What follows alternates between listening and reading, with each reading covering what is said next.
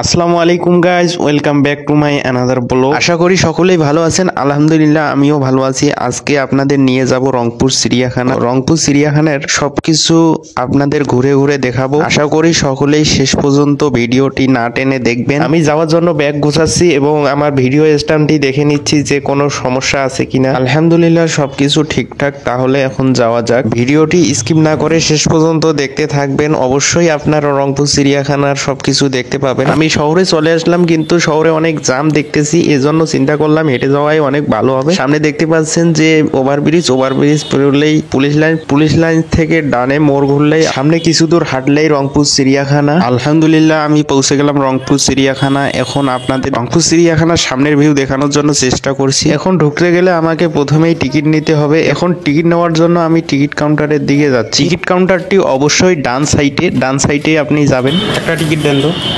5 টাকা দেবো। 25 টাকা।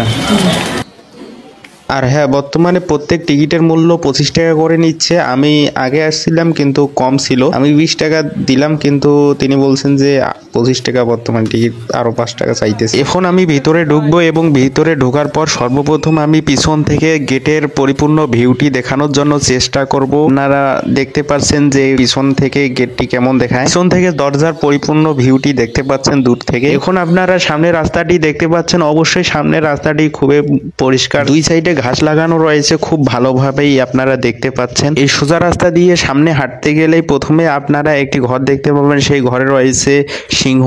অবশ্যই আপনাদের আমি প্রথমেই সিংহকে দেখাবো। সিংহকে দেখানোর জন্য সিংহর খাঁচার কাছে যাইতেছি, কিন্তু দেখা যাচ্ছে একটি সিংহ ঘুমাচ্ছে এবং একটি সিংহ খাদ্য দিচ্ছে, সেগুলো খাইতেছে। সিংহ দুইটা অবশ্যই অনেক বড়, এজন্য তাদেরকে খাঁচার ভিতর অনেকগুলো গোস্ত দিয়ে রাখছে। জানি না সেগুলো কিসের গোস্ত, কিন্তু একটি সিংহ তাই গোস্তগুলো চেটে চেটে খাচ্ছে এবং অন্য সিংহটি ঘুমাচ্ছে। এখন আপনারা দেখলেন সিংহ এবং পাশেই রয়েছে বাঘের খাঁচা। আমি বাঘের খাঁচার দিকে যাচ্ছি এবং বাঘকে দেখাচ্ছি। অবশ্যই আপনারা দেখতে পাচ্ছেন বাঘটি শুয়ে আছে এবং লেজ নাড়াচ্ছে। মোটা গুনার জালের জন্য ভিতরে ভালোভাবে দেখা যাচ্ছে না, তবু আমি দেখানোর জন্য চেষ্টা করলাম। এরপর অন্য পাশে গেলেই দেখতে পাবেন যে ওয়াল দিয়ে ঘেরা, সেখানে রয়েছে অনেকগুলো গাধাগুলো ছেড়ে দেওয়া রয়েছে এবং তারা সেখানে দাঁড়িয়ে আছে ওয়ালের সঙ্গে। এদের পাশেই রয়েছে হরিণগুলো অবশ্যই দেখতে সুন্দর এবং তারা দল বেঁধে একত্রে চলাফেরা করছে, সেটা দেখতেও ভালো লাগছে। আপনারা অবশ্যই দেখতে পাচ্ছেন যে সেখানে ছোট বড় মিলেও অনেক ধরনের হরিণ রয়েছে, যাদের মধ্যে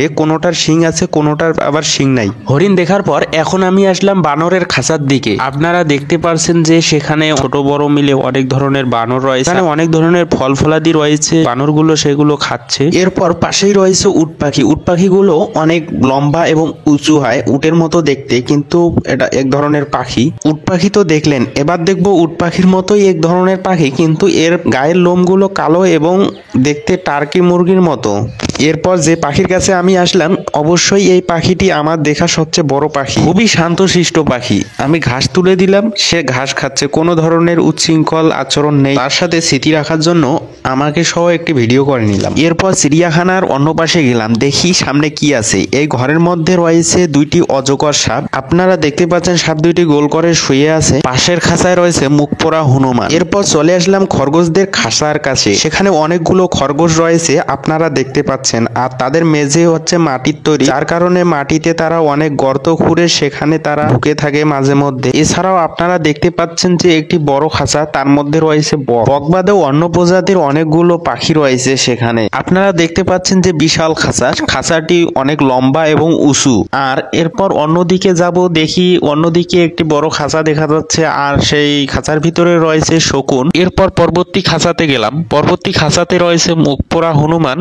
এই হনুমানটি চলাফেরা করছে। একটু আগে যে হনুমানের কাছে গেছিলাম, সেই হনুমান চুপ করে বসেছিল মাথা নিচ করে। এই হনুমানটি একটু চঞ্চল টাইপের, বোঝা যাচ্ছে দেখে। এরপর চলে আসলাম কুমিরের খাঁচার দিকে। কুমিরের খাঁচার ভিতরে রয়েছে পানি এবং উপরে ডাঙ্গা রয়েছে, আর ডাঙ্গায় তিনটি কুমির শুয়ে আছে। আসলে তারা খুবই মনে হয় ক্লান্ত। কুমির তো দেখলাম, এবার দেখা যাক অন্য কিছু। এবার আসলাম ময়ূরের খাঁচার কাছে। আপনারা দেখতে পাচ্ছেন একটি ময়ূর চলাফেরা করছে, আর তাকে দেখতে অনেক সুন্দর দেখাচ্ছে। ময়ূর আসলে অনেক সুন্দর, কারণ তার পিছনের যে পালকগুলো সেগুলো দেখতে এক অপূর্ব আকর্ষণীয় লাগে। এরপর চলে আসলাম জলহস্তী দেখতে। আপনারা দেখতে পাচ্ছেন যে পানির মধ্যে দুইটি জলহস্তির মাথা দেখা যাচ্ছে।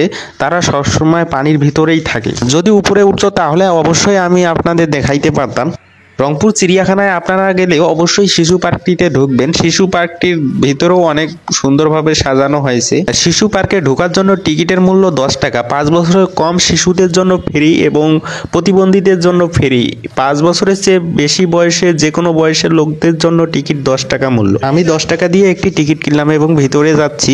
ভিতর থেকে গেটের ভিউটি একবার দেখে নিন। গেটটি অনেক সুন্দর দেখাচ্ছে। আর গেট পেরুলেই আপনি ঝর্ণার শব্দ শুনতে পাবেন। আর ডান দিকে তাকালেই দেখবেন যে ঝর্ণা পড়তেছে। আর সেই ভিউটি আমি দেখানোর চেষ্টা করতেছি প্রথমে। যদিও ঝর্ণাটি কৃত্রিমভাবে তৈরি করা হয়েছে, দেখতে অনেক ছোট, কিন্তু অবিকল ঝর্ণার মতো। বিভিন্ন রিসোর্ট বা পার্কে এরকম ঝর্ণার ব্যবস্থা করা থাকে। রংপুর চিড়িয়াখানার শিশু পার্কেও সেরকম কৃত্রিমভাবে ঝর্ণার ব্যবস্থা করা হয়েছে। ঝর্ণার পানি পড়তেছে আর সেখান দিয়ে পানি চুইয়ে চুইয়ে আসতেছে এবং সেখানে অনেকগুলো গোল গোল পাথর দেওয়া হয়েছে, কৃত্রিমভাবে তৈরি করা পাথর। সেখানকার পানির মধ্যে রয়েছে গোল্ডেন ফিশ, তার উপরেই রয়েছে একটি সেতু। সব মিলিয়ে এই জায়গাটি আকর্ষণীয় লাগতেছে। পার্কটির মাঝামাঝি বরাবর দাঁড়ালে বোঝা যায় যে পার্কটির চতুর্দিকে শিশুদের খেলা করার জন্য বিভিন্ন প্রকার সামগ্রী দিয়ে সাজানো হয়েছে। পুরা এরিয়া রেল লাইন দিয়ে বেষ্টিত। আর রেল লাইন দিয়ে সবসময় ট্রেন চলাচল করতেছে, সেটা দেখতেও ভালো লাগতেছে। যদিও ট্রেনটি খেলনার, তবুও রিয়েল ট্রেনের মতোই সবকিছুই। আপনারা আপনাদের সন্তানদেরকে এখানে নিয়ে আসতে পারেন এবং ট্রেনে চড়াইতে পারেন।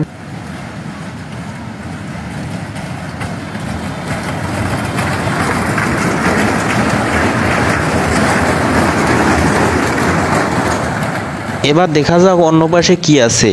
আর এখানে দেখা যাচ্ছে যে সরকার মতো ঘুরাইতেছে, বিভিন্ন প্রকার কার্টুন সেখানে রাখা আছে। আর বাচ্চাদেরকে সেখানে চড়াই দিলে তারা অনেক খুশি হবে। আর এই সরকার ঘোরার দৃশ্যটি দেখতেই ভালো লাগতেছে। সাইড দিয়ে ট্রেন চলাচল করতেছে। এগুলো দেখার পর অন্যদিকে যাওয়া যাক, দেখি ওইদিকে কি আছে। এদিকে আসতেই চমকে দেওয়ার মতো কিছু দৃশ্য চোখে পড়লো। আর সেই দৃশ্যগুলো খুবই আকর্ষণীয় লাগতেছে। কামাররা কিভাবে লোহা দিয়ে বিভিন্ন জিনিস তৈরি করে তার একটি চিত্র ভাস্কর্যের মাধ্যমে তুলে ধরা হয়েছে। যে কেউ প্রথম বেলা দেখলে থমকে দাঁড়াবে। আমি প্রথমেই দেখে অনেকক্ষণ তাকিয়ে থাকলাম। আর অন্যদিকে 20 শতকে হারিয়ে যাওয়া এক অভাবনীয় আবিষ্কার, যার মাধ্যমে কাঠের তৈরি একটি কল বানিয়ে গরু দিয়ে ঘুরিয়ে সেখানে সরিষার তেল তৈরি করা হতো। আর এখন সেই শিল্পটি হারিয়ে যাওয়ার পথে, কিন্তু এখানে দৃশ্যমানভাবে তুলে ধরা হয়েছে। আপনারা দেখতে পাচ্ছেন পুকুর পাড়ে কিভাবে সুন্দরভাবে সাজানো হয়। চতুর্দিকে বিভিন্ন ধরনের ফুলের গাছ এবং কৃত্রিমভাবে তৈরিকৃত বিভিন্ন প্রকার পাখি এবং মাছ বরাবর বসার জন্য চমৎকারভাবে তৈরিকৃত এক আকর্ষণীয় জায়গা। সব মিলিয়ে পুকুর পার্কটি খুবই সুন্দরভাবে সাজানো হয়। এরপর সিঁড়ি বেয়ে উপরে উঠতেছি এবং উপর থেকে নিচে একটু ভিউ নেওয়ার জন্য চেষ্টা করব। উপর থেকে শিশু পার্কটি দেখে অনেক চমৎকার দেখাচ্ছে। এজন্য অবশ্যই আপনি এই শিশু পার্কটি একবার হলেও চিড়িয়াখানা আসলে ঢুকবেন আর দেখে যাবেন। শিশুদের খেলা করার জন্য বিভিন্ন প্রকার সামগ্রী দিয়ে সাজানো হয়েছে এই শিশু পার্কটি। আর শিশুদের নিয়ে আসলে অবশ্যই এখানে আপনি নিয়ে আসবেন। যদিও জায়গাটি ছোট, কিন্তু এখানে সবকিছু মিলে সুন্দর একটি দৃশ্য গড়ে তোলার জন্য চেষ্টা করা হয়েছে। এবার আপনাদের আমি নিয়ে যাব ভূতের ঘর। আপনারা দেখতে পাচ্ছেন এখানে লেখা আছে ভূতের ঘর সংসার। এই মুখটা দিয়ে প্রবেশ করতে হয় ভূতের ঘরে। আর অন্য পাশে যে দরজাটি আপনি দেখতে পাচ্ছেন সেই দরজা দিয়ে বাইর হয়। আর এই পুরো বিষয়টি মাটির নিচেই তৈরি করা হয়েছে। মাটির নিচে সবকিছু সিস্টেম করা হয়েছে। আমি ভূতের ঘরে ঢুকলাম না, কারণ আমি অনেক আগেই চিড়িয়াখানায় ঢুকছি। অনেকক্ষণ যাবত আমি ভিডিও করছি, ভিডিওটাও অনেক লম্বা হইতেছে। আর আসার সময় এই গোল্ডেন ফিশগুলোকে পানির মধ্যে দেখে অনেক ভালো লাগতেছিল, এজন্য আপনাদেরকে দেখাইলাম। আর আমি এখন বাইর হব, তাই বাইর হয়ে যাচ্ছি। আর এগুলোই ছিল রংপুর চিড়িয়াখানার শিশু পার্কের ভিতরের দৃশ্য। এখন আমি মেন গেট দিয়ে চিড়িয়াখানা থেকে বাইর হয়ে যাব। মেন গেট দিয়ে চিড়িয়াখানা বাইর হওয়ার প্রবেশ পথ হচ্ছে ডান দিকে। ডান দিকের পথ দিয়ে বাইর হতে হয়, সেখানে লেখা আছে প্রবেশ পথ।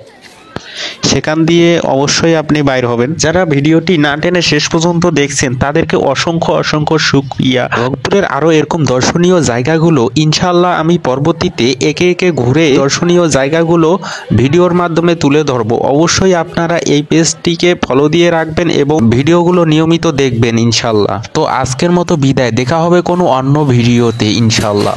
যারা এ পর্যন্ত আমার ভিডিওটি না টেনে দেখছেন তাদেরকে আবারও অসংখ্য ভালোবাসা আমার আমার পক্ষ থেকে এবং শুকরিয়া। ভালো থাকুন, সুস্থ থাকুন এবং নিজের শরীরের যত্ন নিন। আসসালামু আলাইকুম।